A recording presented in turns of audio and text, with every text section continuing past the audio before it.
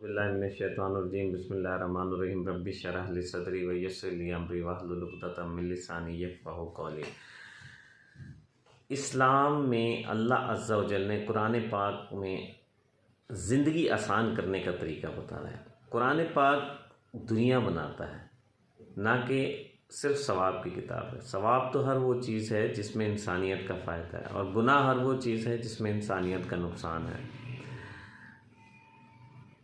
गुनाह और सवाब, इंसानियत के फ़ायदे और नुकसान, चूँकि शैतान इसलिए इब्लीस है कि वो इंसान का नुकसान चाहा था उसने।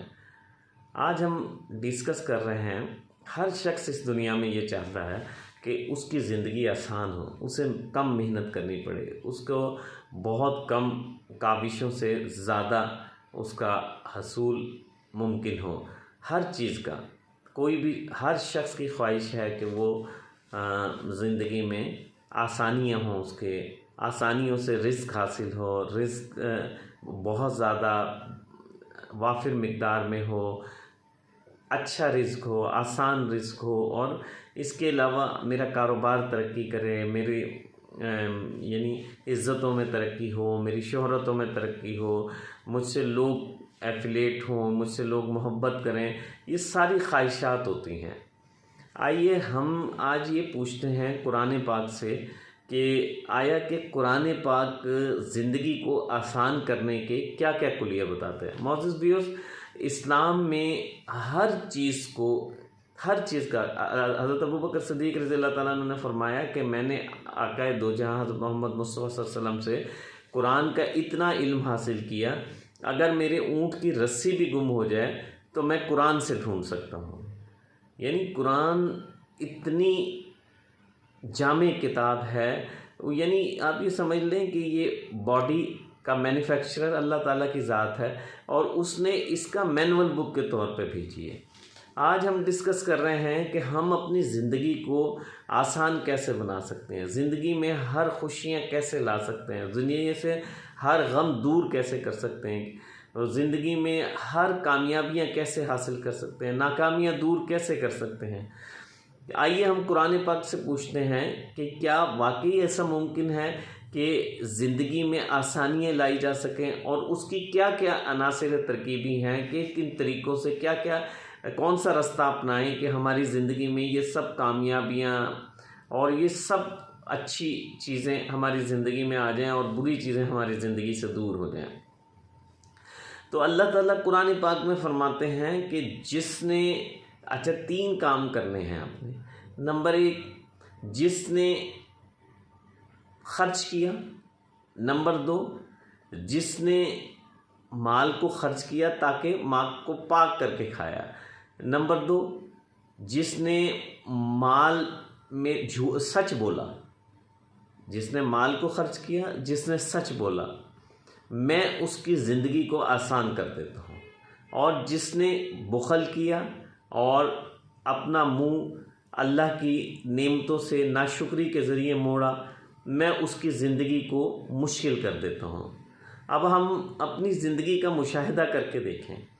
आज आप किसी भी शख्स से, यानी जब हम एक बॉडी का मैन्युफैक्चरर, यानी एक मोबाइल का मैन्युफैक्चरर आपको लिख के भेज रहा है कि ये लाल बटन आप दबाएंगे तो कॉल कट जाएगी, हरा बटन दबाएंगे तो कॉल शुरू हो जाएगी, और वो उसके मैनुअल बुक में लिखा हुआ है, अगर इस बटन को दबाएंगे तो कैमरा ऑन हो जाएगा, इस बटन को दबाएंगे तो कैमरा बंद हो जाएगा, इस बटन को दबाएंगे तो कैलकुलेटर ऑन हो जाएगा, इस बटन को दबाएंगे तो लाइट ऑन हो जाएगी।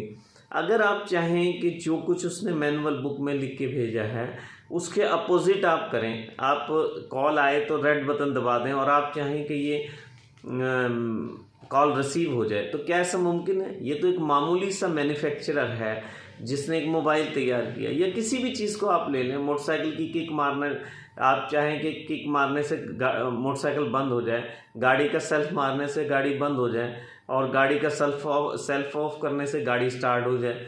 ऐसा मुमकिन है? कभी भी नहीं होगा, क्योंकि मैन्युफैक्चरर ने उसको बना के ही ऐसी भेजी है।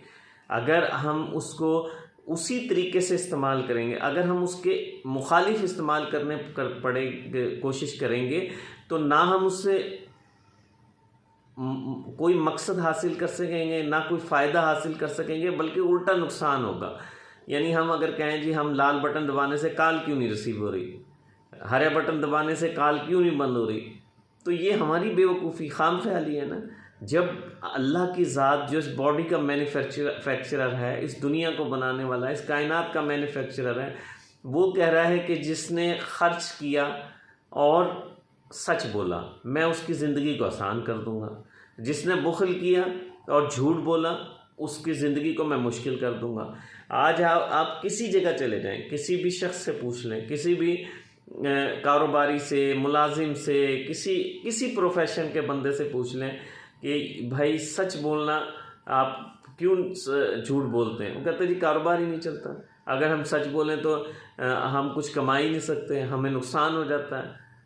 अल्लाह ताला की जब मैन्युफैक्चरर कह रहा है कि अगर झूठ बोलोगे तो आज फिर हम गिला करते हैं कि या अल्लाह हमसे पता नहीं क्या गलती हो गई, हमारी ज़िंदगी मुश्किल से मुश्किल होती जा रही है।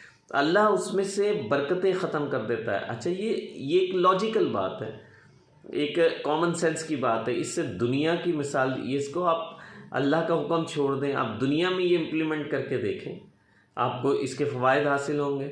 आप कारोबार में झूठ बोलते रहें, झूठी बातें करते रहें, एक वक्त तक तो शायद आप उसे चला लें, एक वक्त तक तो शायद आप कामयाब हो जाएं, लेकिन उसका आखिर अंजाम जो होगा वो आखिर नाकामी होगी।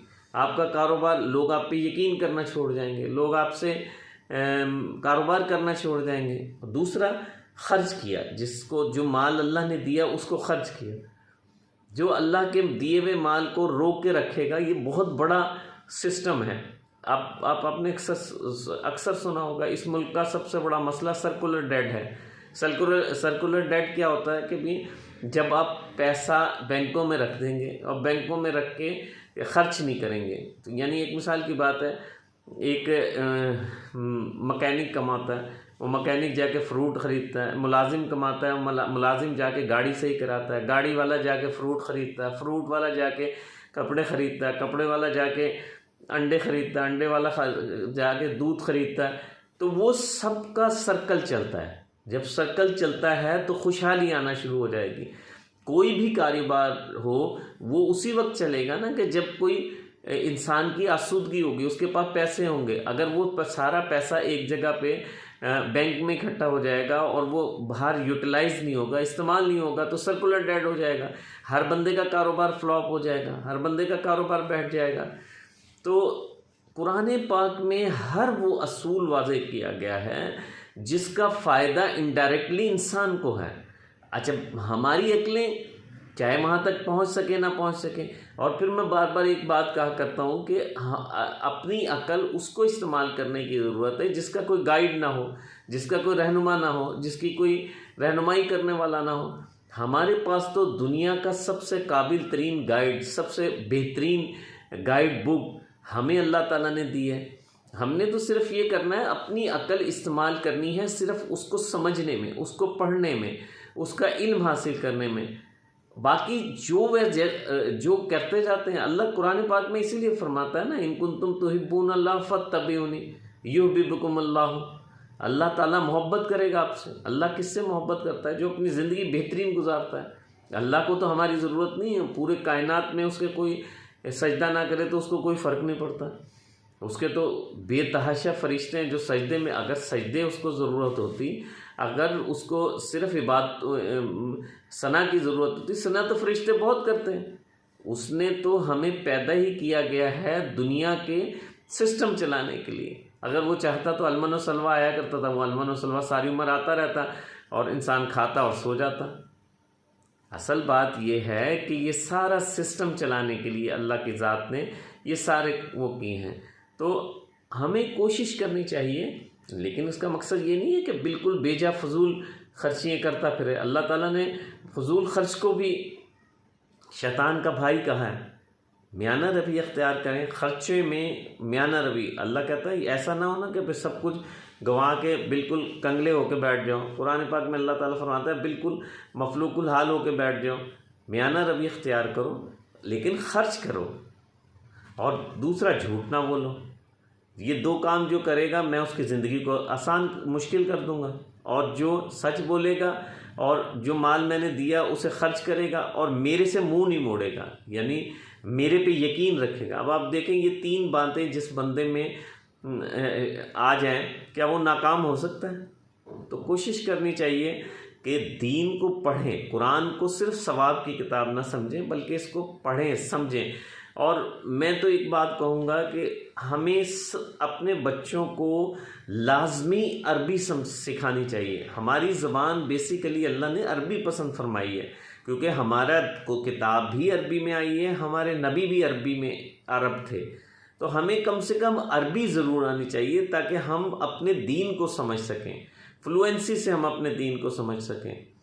तो मौजूद सामीन, कोशिश करें कि ख़ुद और अपने बच्चों को अरबी से रग़बत दिलाएं, अरबी सीखने से मोहब्बत दिलाएं, ताकि हमें दीन की समझ आ सके।